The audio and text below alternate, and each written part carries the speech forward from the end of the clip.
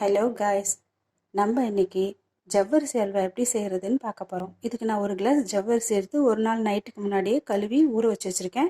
இப்போ இதை நம்ம மிக்சியில் அரைச்சிட்டு வந்துடலாம். பாருங்கள், அரைச்சிட்டேன். தோசை மாவு மாதிரி இதை நல்லா மையாக அரைச்சிக்கணும்.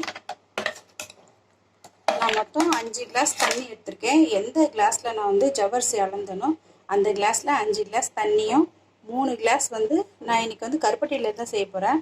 3 கிளாஸ் இது திருவுன கருப்பட்டி, திருவில் நான் உடச்ச கருப்பட்டி இதில் 3 கிளாஸு, 1 கிளாஸ் ஜவ்வரிசி,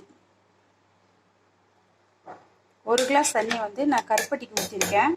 ஏன்னா கருப்பட்டியில் எதாவது மண் இருக்கும்னு சொல்லிட்டு. இப்போ இதெல்லாம் லைட்டாக சூடு பண்ணி, காய்ச்சலாம் செய்யலை, சூடு பண்ணால் சீக்கிரத்தில் கரைஞ்சிடும். அதனால இதை சூடு பண்ணி வடிகட்டி இதோட நம்ம ஒன்றா சேர்த்துக்கலாம். சும்மா 1 டீஸ்பூன் நெய்யை ஊற்றி இந்த கரைச்சலை அதில் ஊற்றிக்கலாம்.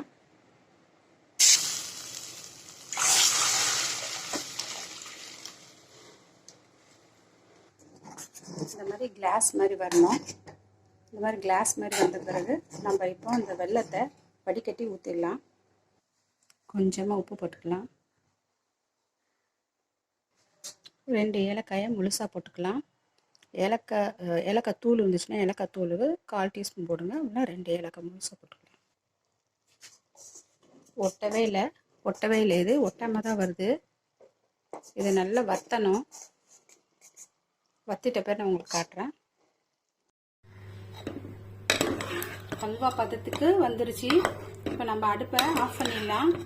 மேலே வறுத்த முந்திரி பருப்பு போட்டால் இது ரெடி ஆகிடும். நம்மளோட ஹல்வா ரெடி ஆயிடுச்சு. வாங்க சாப்பிடலாம்.